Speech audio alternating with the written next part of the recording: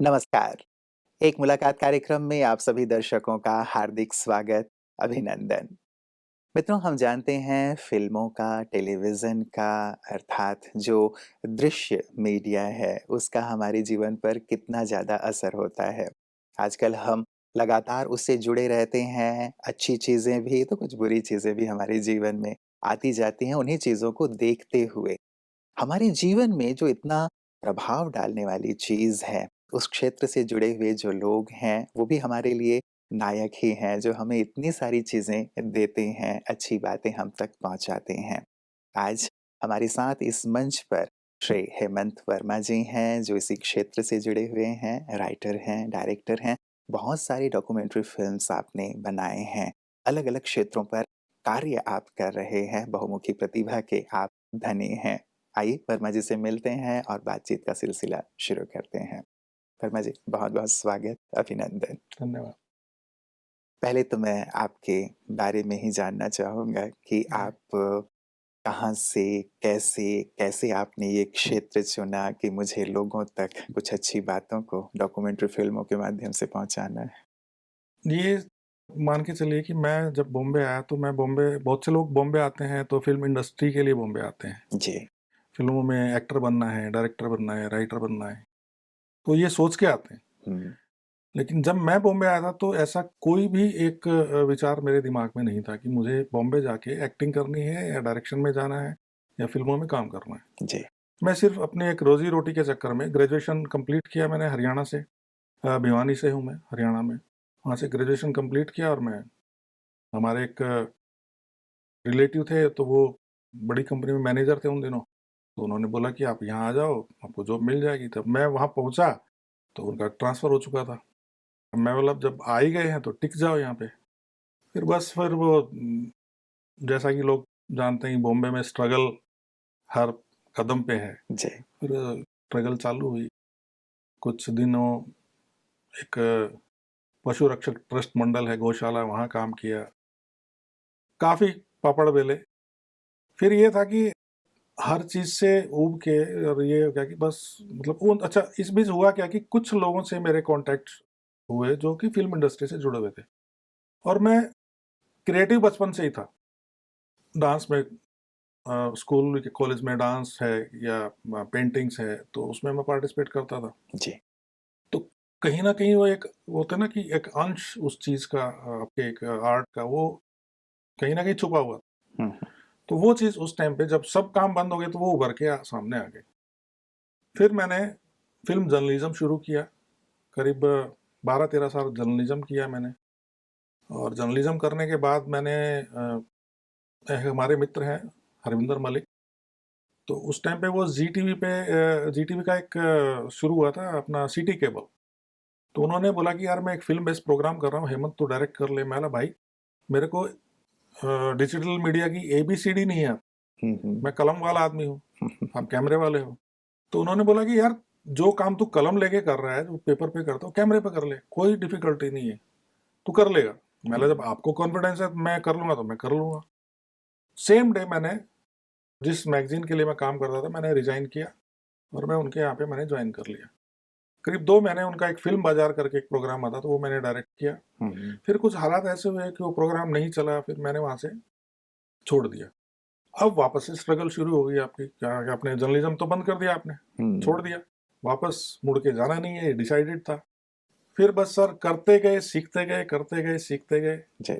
और मेरा ये मन था कि किसी अच्छे डायरेक्टर के साथ में मैं एज़ एन असिस्टेंट काम करूँ, लेकिन प्रॉब्लम ये थी कि फैमिली मेरे साथ थी, वाइफ़ थी, बच्चे थे और उन दिनों आजकल तो बहुत ईज़ी हो गया है असिस्टेंट के लिए काम करना क्योंकि पेमेंट मिल जाता है। उन दिनों अगर आपने एज़ एन असिस्टेंट किसी डायरेक्टर के साथ काम किया करना शुरू किया, बड़े असिस्टेंट के साथ, तो साल भर तो वो आपसे पान, बीड़ी, सिगरेट ही मँगाने में लगा देते।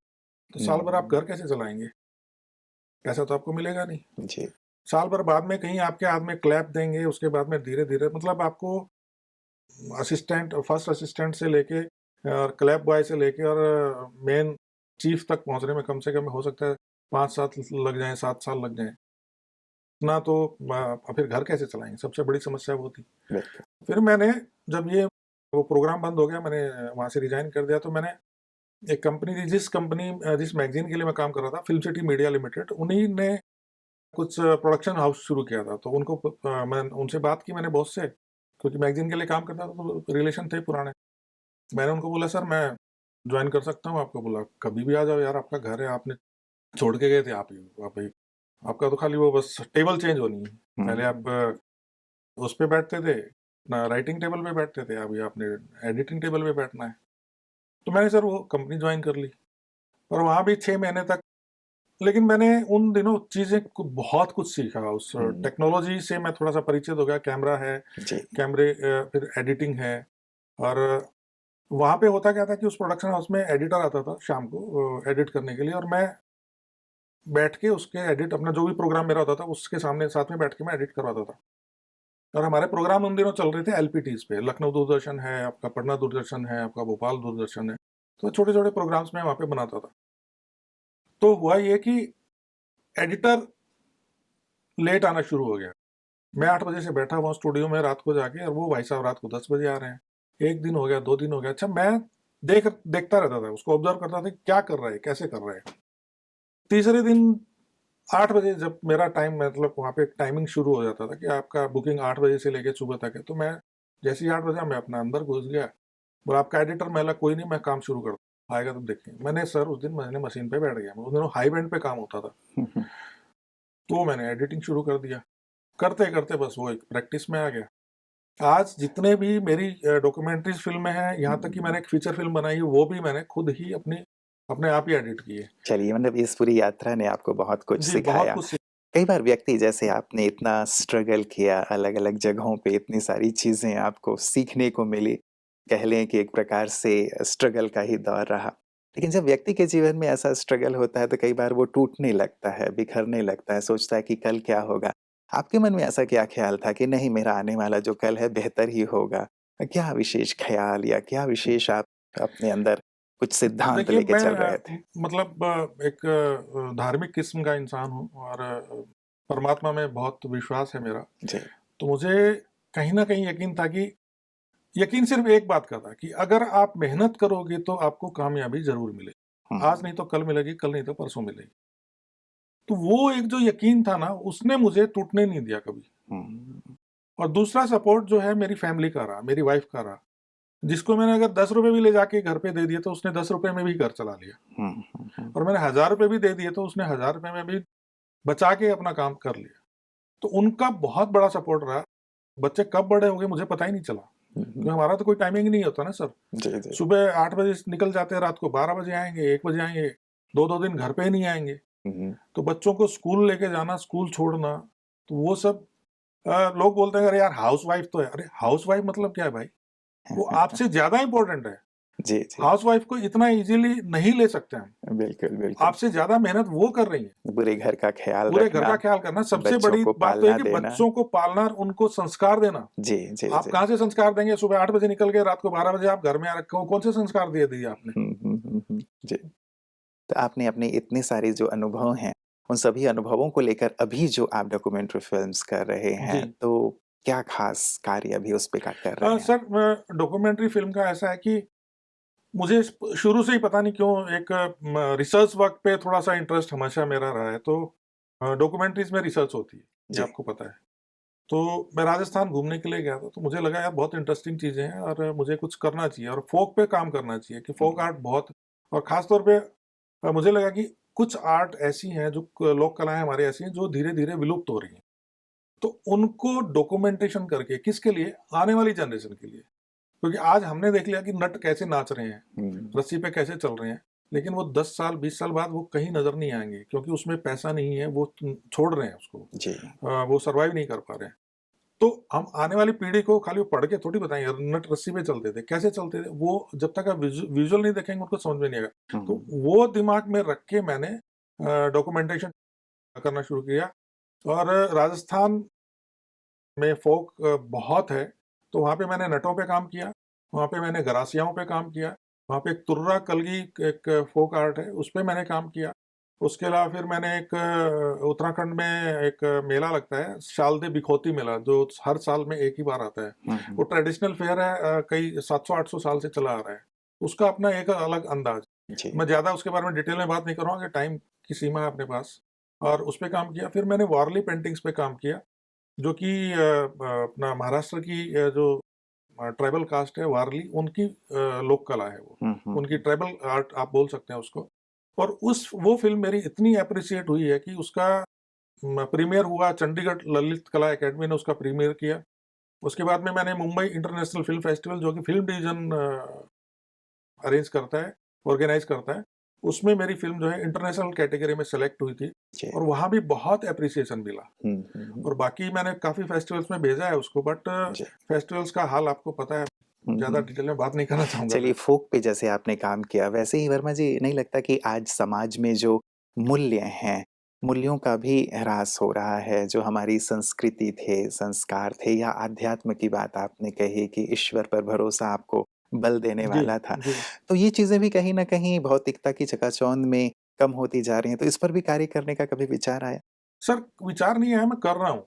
जैसे मैंने बताया कि धार्मिक, और दूसरा मेरा जो डॉक्यूमेंट्री का मैंने जो एक ट्रैक पकड़ा, क्योंकि हुँ। फीचर फ़िल्म तक पहुँचते-पहुँचते तो बहुत साल लग गए मेरे को। जी, जी। तो मेरा घर में मुझे चलाना था, तो मैंने एक साइड ट्रैक पकड़ा था कि मैं कंपनीज़ की मैं फ़िल्में करता था, कुछ क्या बोलते हैं उसको, कॉर्पोरेट फ़िल्में मैंने की, कंपनीज़ का काम था। उसके अलावा मैंने कुछ आश्रम्स मैंने पकड़ लिए। हुँ। जो पकड़ क्या लिए थे, मुझे मतलब ऑटोमैटिकली मैं पहुँच गया वहाँ पे, और उनका काम मेरे पास शुरू हो गया। मैंने संतों की बायोग्राफ़ीज़ बनाई हैं। संत दादू दयाल जी पे मैंने काम किया, संत ताराचंद महाराज जी पे मैंने काम किया। एक हमारे महाराष्ट्र में है गगनगिरी महाराज, उनकी मैंने बायोग्राफ़ी बनाई। तो उनका जितने भी संतों पे मैंने काम किया, कि उनका लिटरेचर पढ़ते-पढ़ते मतलब काफ़ी कुछ, कि हर किसी का अपना स्टाइल है अध्यात्म का, जी। हर किसी का अपना अलग सोच है। तो वो सारी चीज़ें, तो मैं ये मान के चलता हूँ कि मेरी वज़ह से, वो करने वाला तो ऊपर वाला है, बट मेरे थ्रू वो चीज़ें आम आदमी तक पहुँची हैं। हुँ, वो हुँ। चीज़ें मतलब उस उनके आप बिलीव नहीं करेंगे कि संत अपने गगनगिरी महाराज के जो वीडियोज़ हैं, जब उनकी बायोग्राफ़ी मैंने बनाई है, उसकी करीब लाख 2 लाख सीडीज़ सिर्फ़ उनके आश्रम में बिकी हैं, बाहर कहीं कोई आउटलेट नहीं है। अच्छा। और हुँ, हुँ। अभी वो मैंने यूट्यूब पे अपलोड करके 5 लाख के आस-पास उनके व्यूज़ हैं। हुँ। तो चीज़ें पहुँच रही हैं। बहुत सुंदर। और प्रेज़ेंटली मैं काम कर रहा हूँ, आपको पता होगा कि हम पूजा-पाठ के टाइम पे पंडित जी मंत्र पढ़ते रहते हैं, हम हुँ, सुनते रहते हैं। हुँ, हुँ, लेकिन क्या हम बता सकते हैं उन मंत्रों का मतलब क्या है? हुँ। नहीं, नहीं समझ बिल्कुल, में आता है। बिल्कुल, तो बिल्कुल। मेरा ये मानना है कि उनको सिम्प्लीफ़ाई करना बहुत ज़रूरी है, ताकि वो समझ हुँ, में आए। तो उसी चीज़ को लेके मैंने शुरुआत की है। मैं संत नामदेव जी पे बहुत काम कर रहा हूँ। हुँ। उनकी बायोग्राफ़ी मैंने बनाया, उनका मैंने चालीसा लिखा संत रामजी जी के ऊपर, बहुत सुंदर। और जो कि मैंने नहीं लिखा, उन्होंने लिखवाया। वो मैं रियली, मेरे साथ में एक मिरेकल हुआ है हुँ। कि रात को 2 बजे आपकी अचानक नींद खुल जाती है, आप लिखना शुरू कर देते हैं, सुबह 6 बजे तक आपका चालीसा तैयार हो जाता है। हुँ। तो ये मैं नहीं मानता कि चलिए मैंने कुछ ईश्वर किया है, सब आपसे उनकी, बहुत कुछ करा रहे हैं उनसे। और ये बहुत अच्छी बात है कि एक अध्यात्म को लेकर के और ये अध्यात्म के क्षेत्र से जुड़े हुए जो हमारे संत हैं, उनके जीवन को आप लोगों जी, तक पहुँचा रहे हैं जी, और इतना अच्छा रिस्पॉन्स भी मिल जी। रहा है। तो जैसे आपने कहा कि अब ऊपर वाला बहुत कुछ आपसे करा रहे हैं, तो ऊपर वाले ही आपको एक सुंदर कार्यक्रम में भी लेकर के आए, ब्रह्मा कुमारीज़ बिल्कुल, के बिल्कुल, सुंदर बिल्कुल। कार्यक्रम में, जिसमें सारे ही भारतवर्ष के कलाकार एकत्रित हुए थे। तो कैसा लगा? यहाँ का अनुभव कैसा रहा ब्रह्मा कुमारीज़ के यहाँ का साथ? अनुभव मैं शब्दों में बयान नहीं कर सकता, क्योंकि एक ही शब्द मैं बोलूँ कि स्वर्गीय अनुभव मुझे वहाँ पे हुआ, और जो कुछ मतलब वहाँ से बहुत कुछ मैं लेके जा रहा हूँ। मैं मेडिटेशन के लिए बहुत इधर-उधर भटका था, क्योंकि हुँ। मेरा ये मानना है कि एक क्रिएटिव आदमी को अध्यात्म उसको सपोर्ट करता है, एक क्रिएटिव आदमी को। उसके काम को अगर वो 2 परसेंट है, तो उसको 10% कर देता है, हुँ। या फिर 50% कर देता है। तो अध्यात्म का अगर आप सहारा लेके चलेंगे, तो सक्सेस बहुत नज़दीक है। तो मैं मेडिटेशन के चक्कर में था, लेकिन मेडिटेशन के चक्कर में मैंने बहुत भटका। मैंने जैसे बताया, बहुत संतों का काम किया, तो मैं हर किसी के यहाँ पे मैं पूछता कि मेडिटेशन कैसे करूँ? जी। तो कोई कोई विधि तो बता देते थे, कोई विधि बता देते थे। तो वो विधि घर पे आके मैं प्रैक्टिस करता था, तो नहीं, रेगुलर नहीं हो, प्रैक्टिस में नहीं आ पाती थी। यहाँ तक कि मैं विपासना के लिए लद्दाख भी गया। मैं 10 दिन का कोर्स होता है विपासना का, मैंने वो भी किया। लेकिन 10 दिन वहाँ बहुत शांति रही, क्योंकि 10 दिन आप बोल नहीं सकते, बात नहीं कर सकते किसी से, फ़ोन आप यूज़ नहीं कर सकते, वहाँ पे उनके रूल्स रेगुलेशंस ऐसे हैं। सुबह 4 बजे उनका शुरू होता है, रात को 9 बजे उनका खत्म होता है।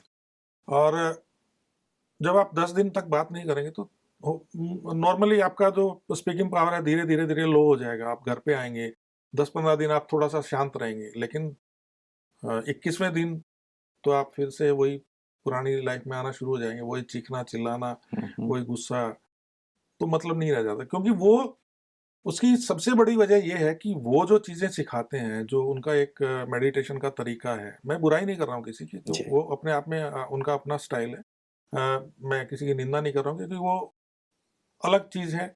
मैं ये कह रहा हूँ कि वो चीज़ थोड़ा-सा मुश्किल हो जाता है एक डे टू डे लाइफ में उसको आगे बढ़ाना, अपनाना। प्रोसेस जी। में लेके आना। हुँ, हुँ। जबकि यहाँ पे जो हम सीख के जा रहे हैं, हमने राजयोग के बारे में सीखा मतलब बात किया। मैं ब्रह्म कुमारीज़ के किसी सेंटर में मुझे नहीं था पता कि मैं फर्स्ट टाइम भी आऊँगा तो इतने बड़े सेंटर में आऊँगा। ठीक है? यहाँ पे मतलब एक सीधे होता है ना कि हेडक्वार्टर्स में। हेडक्वार्टर्स में मैं पहुँच जाऊँगा। मैं आज तक किसी सेंटर में नहीं गया था। मेरा पहला अनुभव जो है जी। ब्रह्म कुमारीज़ को लेके यहीं पे ज्ञान सरोवर में ही हुआ है। हुँ, हुँ। तो यहाँ पे जब क्लासेस मैंने अटेंड की 4 दिन से हम लोग कर रहे हैं तो सुबह से शाम तक तो राजयोग के बारे में पता चला, आपको अपने बारे में पता चला, कि मैं कौन हूँ। हालाँकि मैं अभी तक तो मुझे ये नहीं पता चला कि मैं कौन हूँ, लेकिन कोशिश करूँगा कि मुझे पता चल जाए कि मैं कौन हूँ। और परमात्मा के बारे में पता चला।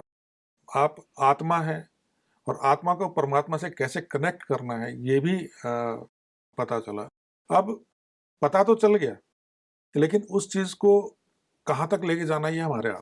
हुँ, हुँ, हुँ। अगर हम घर जाके चुपचाप अपने वो जो डायरी उन्होंने लिखी थी, नोट किए थे, वो किसी रद्दी में डाल देंगे और बाकी अब भूल-भाल के सब अपने काम में ले जाएँगे, तो कुछ होने वाला नहीं। क्या आप अपने लिए क्या एक्शन प्लान बनाकर जा रहे हैं कि यहाँ से जाके मैं ये तो ज़रूर करूँगा क्योंकि मुझे इस फ़ील्ड में आगे बढ़ना है? नहीं, एक्शन प्लान डिसाइडेड है। मैंने वाइफ़ से भी बात किया, हम दोनों ही साथ में आए हैं। जी। तो हमने डिसाइड किया कि मैं न्यू बॉम्बे में रहता हूँ, तो मेरा नियर बाय स्टेशन मैंने पता कर लिया है कि खारघर में सेंटर है और मैं जाऊँगा वहाँ पे, जो भी बहन जी हैं, भाई जी हैं, उनसे बात करूँगा, मिलूँगा और उनका क्या सिस्टम है, वो समझूँगा और अगर डेली नहीं जा पाया, तो एटलीस्ट हफ़्ते में 1 दिन तो ये डिसाइडेड है कि मैं जाऊँ, जी, जी, जी। ये तो बहुत पक्का सही है। है। जी, जी। क्या ख़ास विशेष करके जैसे आप यहाँ आए, आपने बहुत सारी चीज़ों को देखा, सुना, समझा, लेकिन इन चीज़ों में क्या विशेष एक ऐसी चीज़ लगी आपको कि सचमुच यूनिक थी क्योंकि आप अलग-अलग जगहों पे गए हैं, भारतवर्ष में भी अलग-अलग लोगों से मिले हैं, आश्रमों में गए हैं, इस आश्रम में, विद्यालय में क्या एक ख़ास चीज़ आपको यूनिक लगी? यूनिक चीज़ सबसे बड़ी जो है, मैं तीर्थ स्थानों पे बहुत घूमा हूँ मैं, हरिद्वार भी गया हूँ, वृंदावन भी गया हूँ, मथुरा भी गया हूँ, जी। ऋषिकेश भी गया हूँ और जो मैंने वही संत लोगों के बारे में बताया, वहाँ भी आश्रम्स में गया हूँ। कि जितनी साफ-सफाई और मतलब मेंटेनेंस मैंने यहाँ पे इस आश्रम में देखा। चाहे वो आपका प्लांटेशन को लेके है, चाहे आपको बिल्डिंग्स को लेके है, चाहे आपको इक्विपमेंट्स को लेके है, चाहे आपका वो किचन को लेके है, वो मुझे बहुत अच्छा लगा। साफ-सफाई के मामले में मतलब अगर हिंदुस्तान में अगर वर्ल्ड की मैं बात नहीं कर रहा हूँ, मैं कभी गया नहीं हूँ। हुँ, हुँ। लेकिन हिंदुस्तान में अगर कोई जगह है, तो मैं नंबर 1 मैं मानता हूँ कि ज्ञान सरोवर। उससे ज़्यादा साफ-सफाई मुझे कहीं नज़र आई। दूसरा मैंने वहाँ भी बहुत अच्छी लगा अपना साफ-सफाई के मामले में जो गगनगिरी महाराज का आश्रम है, वो भी बहुत सुंदर है। जी। बट यहाँ पे थोड़ा-सा एक अलग ही अनुभव है, अलग एकदम आप आते हैं तो आपको ऐसा लगता है यार जाने का मन ही नहीं करता है। वैसे कहा 4 जाता है कि cleanliness is next to godliness. तो ऐसा नहीं लगा कि कहीं न कहीं ईश्वर का एक वास है या ईश्वर की उपस्थिति है, उनसे समीपता की कोई ख़ास अनुभूति आपकी भी रही हो? बिल्कुल यहाँ पे जब हम मेडिटेशन हॉल में बैठा मैं जाके मैं गया बाबा के रूम में, हुँ, तो वहाँ पे लगा कि कुछ तो है, जो इतने लोगों को खींच रहा है, वरना तो कहीं कोई आता नहीं। जी, जी, जी। और वहाँ पे मुझे लगा कि 2 मिनट आँख बंद करके बैठो तो आपको लगता है वाइब्रेशंस आ रही हैं आपके पास। हाँ, हाँ, हाँ। वो वाइब्रेशंस लेने के ही लिए लोग तो तरसते हैं ना। बिल्कुल। और ये मेरा परम सौभाग्य है कि मैं इस जगह पे आया और मैं क्या आया उन्होंने बुलाया बस रास्ते खोले उन्होंने अपने आप कैसे क्या हुआ मैं मुझे तो एक सुखद स्वप्न मान के मैं चल रहा हूँ कि ये मेरे साथ हो रहा है। जी, जी, जी। चलिए एक सुंदर-सी बात है कि एक सुखद स्वप्न ही भले हो, लेकिन ये स्वप्न साकार हुआ बिल्कुल, और बिल्कुल, स्वर्ग की बिल्कुल। सुंदर जी, जी। अनुभूति हुई। ऐसा लगता है कि आज जो एक भागम-भाग भरी ज़िंदगी है, तनाव भरी ज़िंदगी है लोगों की, तो लोगों को थोड़े समय के लिए आध्यात्म का भी एक सहारा लेना चाहिए या उसकी शरण में आना चाहिए ताकि जीवन उनकी सहज हो, सरल हो, आसान हो। यही एक चीज़ है जो आपकी हर बीमारी का इलाज कर सकती है। हुँ, भागम-भाग की ज़िंदगी में आप स्ट्रेस लेके चल रहे हैं, आप चिड़चिड़ापन आपके अंदर है, आपका गुस्सा आपके अंदर भरा पड़ा है। आप अब मतलब अब अगर बस में आप चढ़ रहे हैं और कहीं किसी कोने लग जाए तो आप ऐसा चिल्लाते हैं जैसे पता नहीं उसने आपके वहाँ बम फोड़ दिया। हुँ, ये मेरा अपना एक्सपीरियंस है। तो वो सारी चीज़ें हैं, तो वो एंग्ज़ायटी है, तो वो सारी चीज़ें हैं और दूसरा कॉम्पिटिशन इतना हो रहा है आजकल, चाहे वो एजुकेशन देखो, चाहे वो किसी प्रोफ़ेशन में देख लो। 90% आया तो मेरे 100% क्यों नहीं आया? वो डिप्रेशन में आ जाता है बच्चा है, उसके तो 100% माँ-बाप उसको डिप्रेस कर देते हैं। तू कैसा है? वो देख पड़ोसी के बच्चे को तो 100% आया है, तू हुँ, बच्चा डिप्रेशन में चला जाता है। राइट। तो उसका एक ही इलाज है कि आप अध्यात्म के रास्ते पे चलिए, राजयोग अपनाइए। वो आपको हर बीमारी आपकी हर तकलीफ, हर प्रॉब्लम का हल एक ही है। बाकी आप स्ट्रेस में हैं, आपने दवाई ले ली, आपने स्ट्रेस की दवाई ली, वो आपको ब्लड प्रेशर बढ़ा देगी। हुँ, ब्लड प्रेशर की दवाई ली, आपको दूसरी कोई प्रॉब्लम खड़ी कर देगी। उसके इलाज के लिए कोई खाएँगे तो फिर और बीमारियाँ बढ़ जाएँगी। तो बेटर है कि आप दवाइयाँ ना खा के, मैं ये नहीं बोल रहा हूँ कि यार कोई बहुत बड़ी बीमारी है बिना दवाई के ठीक है, वो लो आप। लेकिन साथ में आप मेडिटेशन भी करो, हुँ, इस अध्यात्म के रास्ते पे भी चलो। इतना आसान रास्ता आपको ज़िंदगी में, दुनिया में कोई मिलेगा नहीं जो राजयोग। बिल्कुल, बिल्कुल। क्योंकि ये ऐसा है कि जो आप कहीं भी आप घर में हैं तो आप कर सकते हैं, कहीं जॉब पे आपको 5 मिनट की फुर्सत मिली, कहीं आप शूट पे हैं। मैं ख़ास तौर पे अपने आर्टिस्ट भाइयों से मैं कहना चाह रहा हूँ, भाइयों से, बहनों से कि अगर कहीं भी आप मतलब क्योंकि बहुत फुल लाइफ़ रहती है इन लोगों की, हम लोगों की। जी, जी। तो जब भी आपको मौका मिले, जब भी आपको ब्रेक मिले, 5 मिनट का ब्रेक मिला, आप आँख बंद करके बैठ जाइए, बस। कुछ आपको लग रहा है बाहर बहुत बहुत डिस्टर्बेंस हो रहा है, आप कोई हल्का-सा एक म्यूज़िक आपके कान में डाल के, सबके पास आजकल हेडफ़ोन है, ईयरफ़ोन है। हुँ, वो डाल के बैठ जाइए अपना ध्यान लगा के। जी, देखिए जी। आपको 5 मिनट के आप मेडिटेशन में आपको पूरे दिन भर की थकावट दूर हो जाएगी। ये मेरा अपना एक्सपीरियंस। बहुत सुंदर। नहीं, इसी अनुभव की लोगों को आवश्यकता है कि जी, सचमुच आप जो करके लोगों को कह रहे हैं, लोगों को भी ज़रूर ये फ़ील हो रहा होगा कि हम भी इस पथ पे चलें। हर एक लोग वर्मा जी अपने जीवन में सुख चाहते हैं, सुकून चाहते हैं, सफलता चाहते हैं।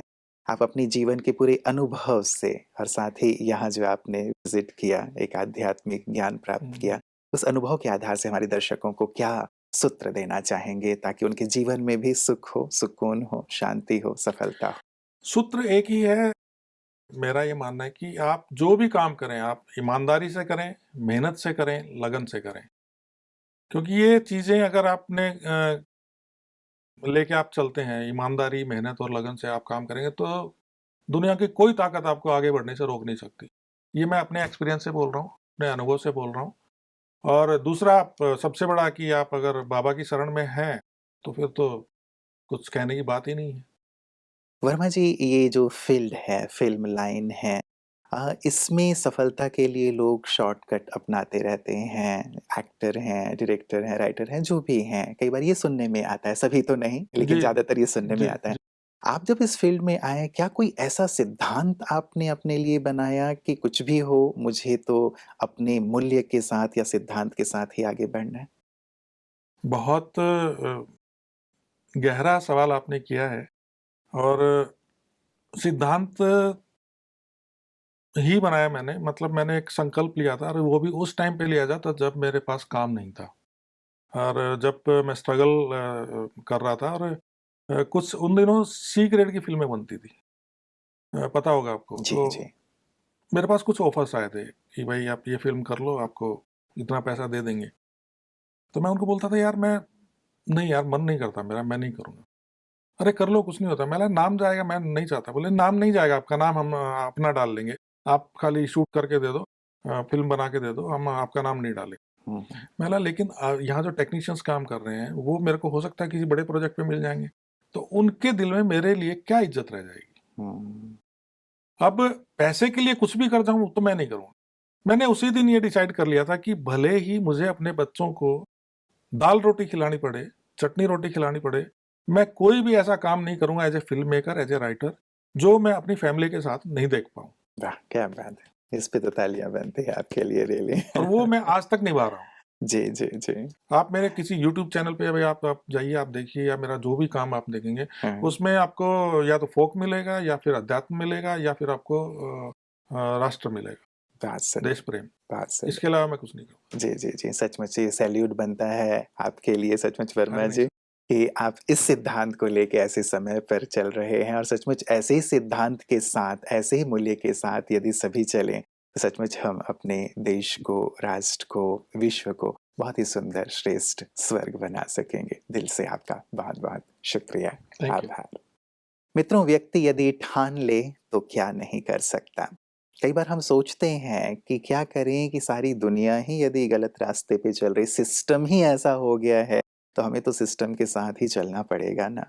लेकिन सिस्टम के विरुद्ध भी यदि अच्छी बात है, सैद्धांतिक बात है, सत्य बात है, उसको साथ लेकर जिया जा सकता है, चला जा सकता है। वर्मा जी ने एक बहुत ही सुंदर उदाहरण हम सबके सम्मुख रखा है और ये भी कि चाहे जीवन में कितने भी उतार-चढ़ाव हो, व्यक्ति यदि उस पर विश्वास रखता है, तो राह बिल्कुल आसान हो जाती है और अध्यात्म ही वो ज़रिया है, वो माध्यम है मित्रों आज के दौर में, तो सचमुच हमारे जीवन को सुकून, शांति और सफलता से भर सकता है। क्यों ना हम इस ओर एक कदम आगे बढ़ाएँ और अपने जीवन में इस आनंद को अनुभव करें। जीवन बहुत ही सहज है, सरल है, आनंद से परिपूर्ण है, लेकिन बस चूँकि आध्यात्म का दामन छूटा हुआ है, उसे हम भूल गए हैं, इसीलिए शायद उस चीज़ से वंचित हैं। इस पर गहराई से ज़रूर विचार कीजिएगा। आपका जीवन सुखमय हो, आनंदमय हो। इन्हीं शुभकामनाओं के साथ नमस्कार।